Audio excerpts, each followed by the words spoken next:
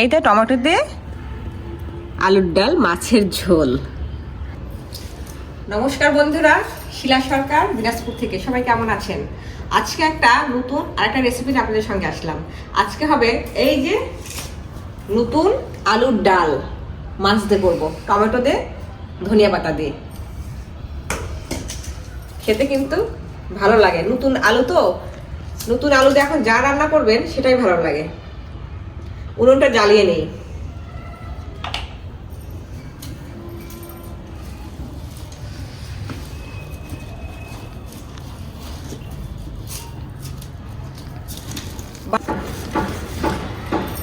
আলুটা সিদ্ধ দিব,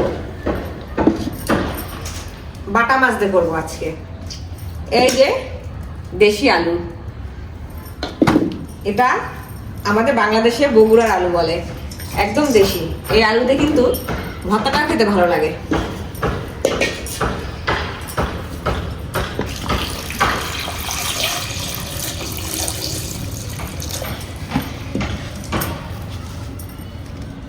আলুটা সিদ্ধ হোক, এদিকে আমি বাটনাটা বেটে নিব।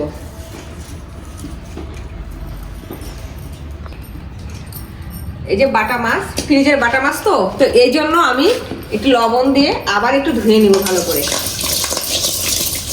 কারণ ফ্রিজ থেকে যখন বের করা হয় তখন কিন্তু এই বাটা মাছটা বা যে কোনো মাছ দেখবেন একটা বাজে একটা স্মেল করে। তো এই জন্য একটু লবণ দিয়ে এটা ভালো করে আবার ধোয়া হয়, তাহলে মাছটা কিন্তু দেখবেন যেভাবে ফ্রেশ রেখেছিলেন ফ্রিজে সেভাবেই কিন্তু ফ্রেশ থাকবে। মাছটা ভালো করে চটচটা ধুয়ে নিই।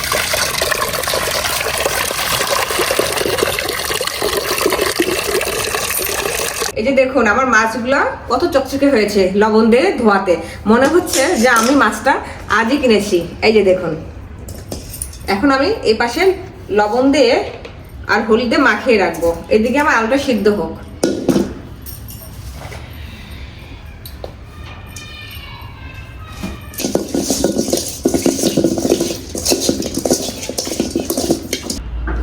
এখন মশলাটা বেটে নেই, জিরা আর রসুন।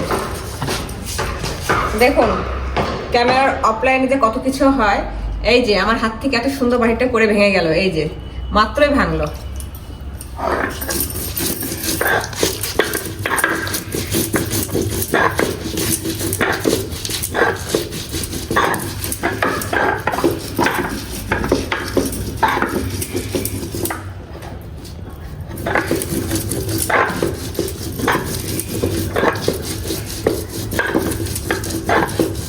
আজকে আলুর ডাল আর সঙ্গে হবে এরকম পুঁই শাকের মুটুক ভাজা।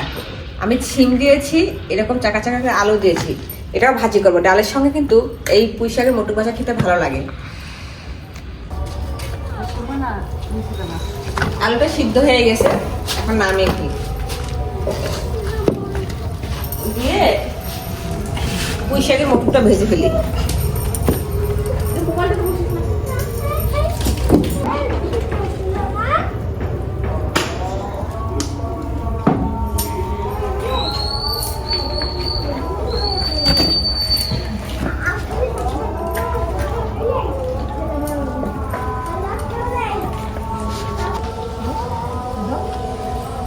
লবণ, হলুদ, গুঁড়া,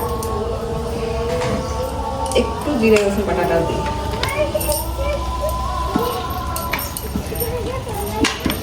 এই মুটুক ভাজি খেতে কিন্তু অনেক ভালো লাগে, আমার শাশুড়িমা পাঠাইছে গ্রাম থেকে।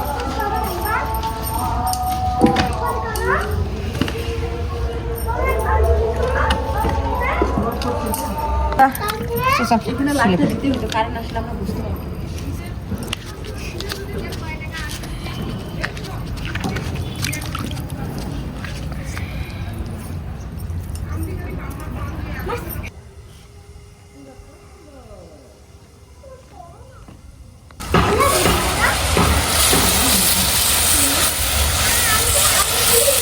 এই ভাজিটা কিন্তু রুটির সঙ্গে ভালো লাগবে খেতে, গরম গরম ভাতের সঙ্গে ভালো লাগে, রুটির সঙ্গে ভালো লাগে।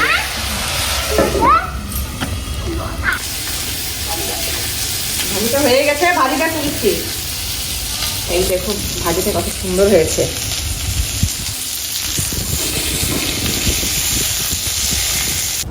এই কড়াইতে আমি এখন মাছগুলো ভাজতে দিব।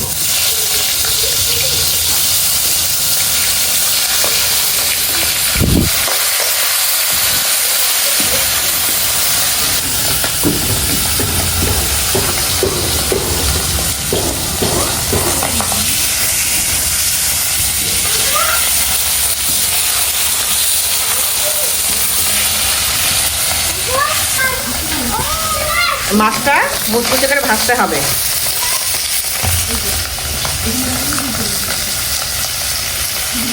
লালচে করে ভেজে তুলে ফেলি। এখন আমি এই কড়াইতে আবার তেল দিব।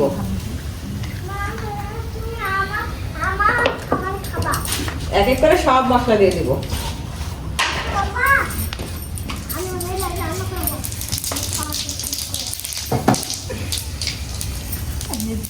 পাঁচফোড়ন,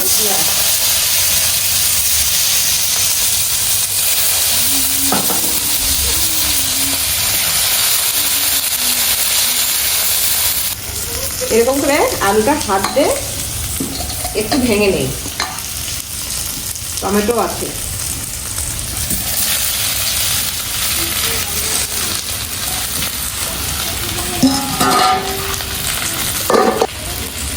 হাতে আলু লেগে আছে। এই হাতটা সব জল দিয়ে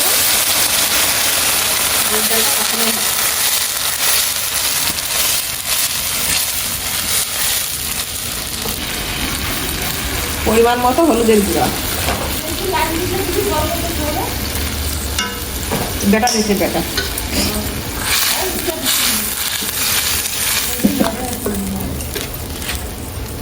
পরিমাণ মতো লবণ।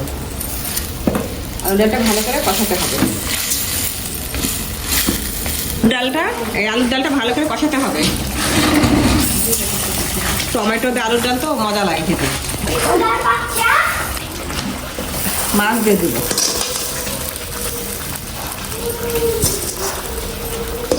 জল দিব, পাতলা করবো, আলুর ডালটা পাতলা করবো।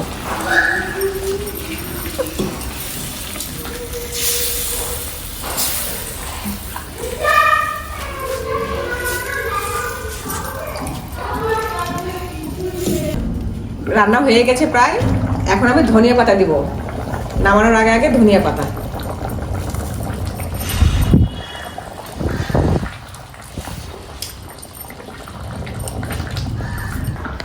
আমার রান্না হয়ে গেছে, এখন আমি নামিয়ে ফেলবো।